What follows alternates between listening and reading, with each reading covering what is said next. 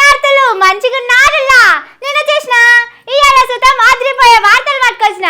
ఇంకెందుకు ఆలస్యం, మొదలు పెద్ద వార్తలు చూద్దాం పారి. పైసల మంత్రులతోటి నిర్మలక్క ముచ్చట్లు. తెలంగాణకు ఏమిస్తారని అడిగితే కప్పలాట్లు. మాట మీద లేడు మందుల సామేలు. తిరుగుతున్నాయి జోరుగా ఇసుక లారీలు. వరంగల్ ఎంజీఎం లో ఉంటలేదు కరెంటు. రోగులకు తప్పుతలేవు ఇక్కట్లు. సోలుకుంట వచ్చిండు చదువు చెప్పేశారు. ఊరోళ్ళందరూ కలిసి బర్ల కొట్టంలా పండ పెట్టిర్రు. 3 నెలలకే పనులు పట్టింది ముంబైలో వంతెన. మీ మాటల లెక్క మీ పనులు కూడా ఇంతేనా? ఎక్కడెక్కడ ఉన్నోళ్ళు అందరు రారి. చెప్పుండ్రి, ఎవరికి ఏమేం కావాలి, మీ దగ్గర ఎన్ని పైసలు ఉన్నాయో చెప్పుండ్రి, మీ ఆందాన్ని ఎంతలో చెప్పుండ్రి, మీ దగ్గర ఏం చేస్తే గల్లపెట్టెలకు పైసలు పోతాయో చెప్పుండ్రి. ఏంది గీమె ఏం కావాలో అని అడుగుతుంది, మా పైసల లెక్క చెప్పమంటుంది అని అనుకుంటున్నారా? గివి నా మాటలు కాదు, అక్క మాటలు. ఇంతకీ ఆ అక్క ఎవలో, ఆ లెక్క ఏందో మీరే చూడండి.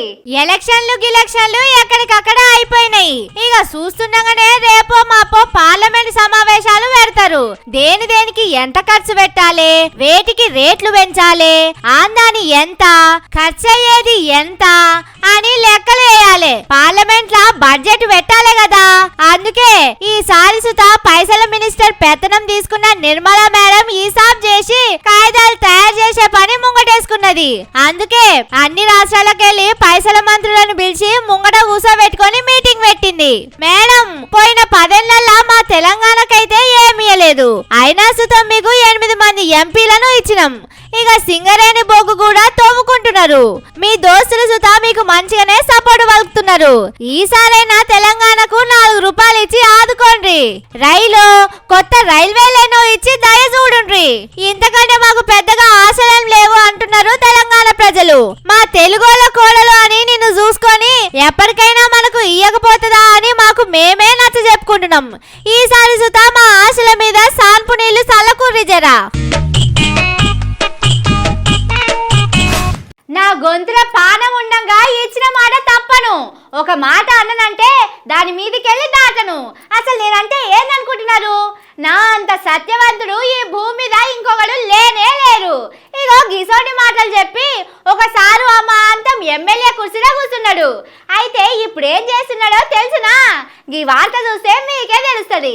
మా నియోజకవర్గంలో మస్తు దోసక తింటున్నారు. ఏడవడితే ఆడ ఉష్క తవ్వుకొని అమ్ముకుంటున్నారు. ప్రకృతి సంపదను ఆగమాగం చేస్తున్నారు. ఇప్పటి సంది ఇక ఊకోను. నా బొండిగల పానం ఉండంగా ఈడికెళ్ళి దోషడు ఉస్క సుత పోనీయనని తుంగతుర్తి కాంగ్రెస్ ఎమ్మెల్యే మందుల సామెల్ అన్న మాటలు గుర్తున్నాయి కదా. సత్య హరిశ్చంద్రునికే చెట్టు కింద కూర్చోబెట్టి నిజాలు ఎట్లా మాట్లాడాలనో ట్యూషన్ చెప్పినోడిని అన్నంత స్వచ్ఛంగా మాట్లాడిండు. అయితే ఇప్పుడు ఆయననే తుంగతుర్తి నియోజకవర్గంలో అర్వపల్లి అనే ఊరు కొసకు ఉన్న మూసి కాల్వలకెళ్ళి లోడ్లకు లోడ్లు ఉసుక సప్పుడేక తొవ పట్టిస్తున్నాడు. అప్పట్లో అన్న దోషడు ఉసుక కూడా పోనీయా అని అన్నాడు. అబ్బరే బిడ్డ, ఎంత నియతిగా ఉంటాడో అనుకున్నాం.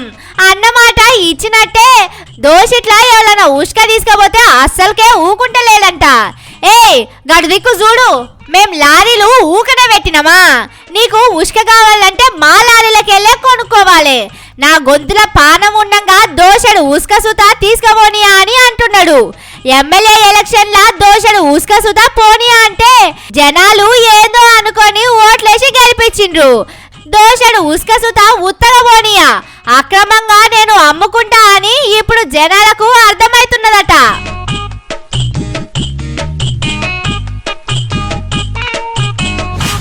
దావఖానా అంటే రోగమో రొప్పో వచ్చి పోతే సూదో మందో ఇయనికే డాక్టర్లు ఉండాలి. మంచి చెడ్డ ఆల్చుకోనికే నర్సులు ఉండాలి.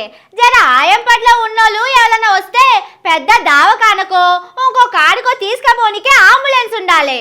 కడుపుల రోగం తెలుసుకోనికే మిషన్లు ఉండాలి. ఇవన్నీ ఉన్నా అసలు లేకపోతే ఎట్లా? జనాలకు తక్లీఫ్ కాదా? ఇగో ఇది వరంగల్లో ఉన్న సర్కార్ దవాఖానా. పెద్ద పెద్ద ఆపరేషన్లు చేసి మస్తు మంది ప్రాణాలు కాపాడిన అన్న చరిత్ర ఉన్నది ఈ దవాఖానకు. కొన్నిసార్లు అయితే ఎక్కడ లేని ఆపరేషన్లు చేసి దునియాలో మంచి పేరు తెచ్చుకున్నారు ఎంజిఎం దవాఖానా డాక్టర్లు. మన దిక్కు ఉస్మానియా, గాంధీ, నిమ్స్ దవాఖానా ఎట్లనో వరంగల్ ఎంజిఎం సుత గంత పెద్ద దవాఖానా అన్నట్టు. అయితే ఈ మధ్య కాలంలో ఊకూకే కరెంటు పోయి దవాఖానలా అటు జనాలకు ఇటు డాక్టర్లకు చాలా తక్లీఫ్ అవుతున్నది. రేవంత్ సార్ వచ్చినాక కరెంటు మాటలలోనే 24 గంటలు ఉంటున్నది. నిజంగా చెప్పాలంటే ఎప్పుడు పోతుందో మళ్ళీ ఎప్పుడు వస్తుందో కరెంట్ వాళ్ళకు సుతా తెలుస్తలేదు. ఇక ఎంజిఎం దవాఖానలో కూడా పరిస్థితి గిట్లనే ఉన్నది. గంటలకు గంటలు కరెంటు పోతున్నది. కరెంటు సౌలత్ లేక ఎక్స్రే తీసుడు, రక్తం టెస్టులు, స్కానింగ్ బంద్ పెట్టిరట డాక్టర్లు. పెద్ద పెద్ద ఎక్స్రే మిషన్లు, చెకప్ చేసే మిషన్లు కరెంటు ఉంటేనే పని చేస్తాయే. ఈ సర్కారోళ్ళేమో దవాఖానలో కూడా కరెంటు కట్ చేస్తున్నారు. పానం అరచేతిలో పెట్టుకొని దవాఖానకు వచ్చిన వాళ్ళైతే పాపం చెప్పరాని తిప్పల పడుతున్నారు. మన సీఎం సార్ ఏమో ఇవేవి పట్టించుకోకుండా మస్తు బిజీగా ఉంటున్నాడు.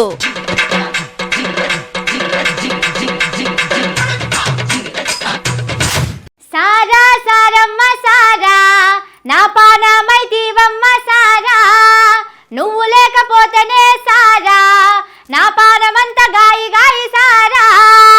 ఈ పాట యాదికున్నది కదా మీ అందరికి. అచ్చం గీ పాటలు ఉన్నట్టే ఓ సారు కూడా సారా లేకుంటే పానమంతా ఏటేటో అయ్యేటట్టున్నది. అందుకే మంచిగా కూతుకల దాకా దాగి ఈ స్కూల్కి వచ్చిండు. ఆ తర్వాత ఏమైందో మీరే చూడుండ్రి. ఏంది ఈ వీడియోలా సారెవలా అని చూస్తున్నారా? ఇగో గీడ కింద కూర్చొని సోలుకుంటా లేవరాకుంటా తిప్పల పడుతున్నాడు చూడు. ఈయనే భద్రాద్రి కొత్తగూడెం జిల్లా ములకపల్లి మండలం తిమ్మంపేట అనే ఊర్లో సర్కారు బడిలా చదువు చెప్పే సారు. ఈ సారు పేరు పత్తిపాటి వీరయ్య. పేరుకు తగ్గట్టే సారు వీర తాగుబోతు. రోజు గట్టిగా 2 పెగ్గులేసి బడికొస్తున్నాడట. అయితే ఇలా జయంతో ఎక్కువనే అయినట్టున్నది. ఆటోలకెళ్ళి దిగి స్కూల్ దిక్కు నడిచే హోయిష్ కూడా లేదు. గేటు ముంగట్నే కూలబడ్డాడు. పాట పట్టిపోయే ఊరోళ్ళు చూసి అయ్యో సారు కింద పడ్డాడని ఊరుకొచ్చిందట. చూసే వరకు గప్పుడు మందు వాసన కొట్టిందట. పిల్లలకు చదువు చెప్పి బుద్ధి నేర్పే సారే గిట్ల చేస్తే ఆ ఇంట పిల్లలు ఆగమైతారని సారు తీసుకుపోయి బర్ల కొట్టంలా ఓ మూలకు మంచం వేసి పండబెట్టిర్రు. గిదేం కదా సారు అని స్కూల్ హెడ్ మాస్టర్ అడిగితే ఇవాళ స్కూల్ కి రాలేదు కదా, ఆబ్సెంట్ వేస్తామని అల్కగా సమాధానం చెప్పిండట. ఓ దిక్కేమో చదువుల శాఖకు మంత్రి లేకపాయే, ఇంకో దిక్కు గిసొంటి సార్లకు భయం లేకపాయే. నడుమ పిల్లగాళ్ళు ఆగమయ్యే కాదుందని అంటున్నారు బడి పిల్లగాళ్ళ అమ్మా నాయనలు.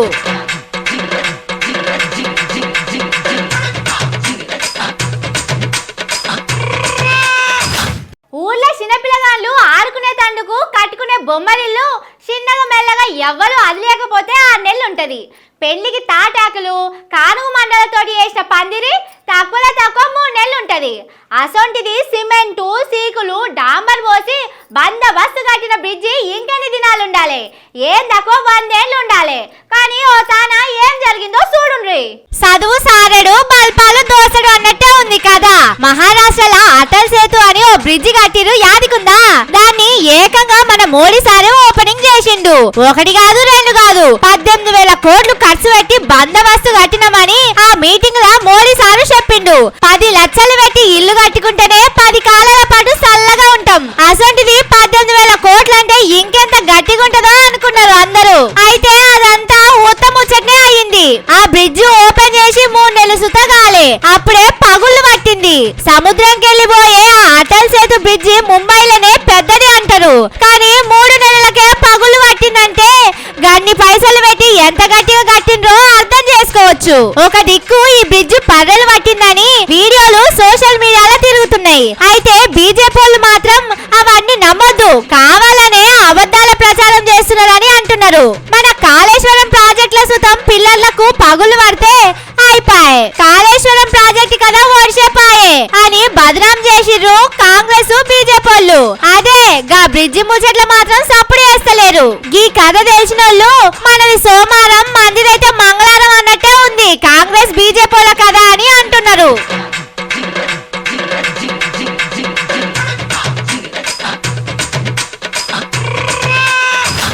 మేము మీ లెక్క కాదు, మీరు చేసినట్టు అసలే చెయ్యం. మేము వస్తే ఎంత మంచిగా ఉంటామో ఎంతెంత మంచిగా చేస్తామో చూడుండ్రి.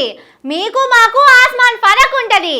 ఇగో గిట్లనే చెప్పిండ్రు, కానీ అన్ని తాను ముక్కలే అన్నట్టు చేసిండ్రు.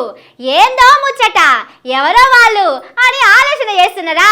ఈ వార్త చూస్తే మీకే తెలుస్తది. మన పక్కపొంటి రాష్ట్రంలో మొన్న ఎలక్షన్లు జరిగి సర్కారు మారింది కదా.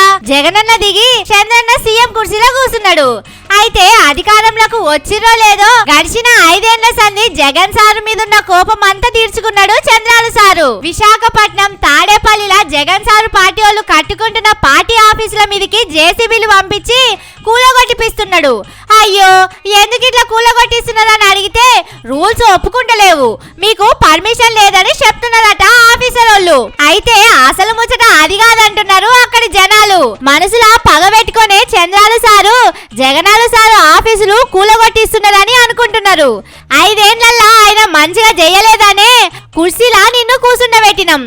ఇప్పటికీ రాష్ట్రానికి రాజధాని లేదు, పోలవరం ప్రాజెక్టు ఇంకా అట్లనే ఉన్నది. చేసే పని మస్తుగా పెట్టుకొని గాల ఆఫీసులు కూలగొట్టే పని ముంగటేసుకున్నావని ఏపీ ప్రజలు అడుగుతున్నారు. జనాలు అడిగే ప్రశ్నలకు చంద్రాలు సారు ఏం సమాధానం చెప్తాడో చూడాలి.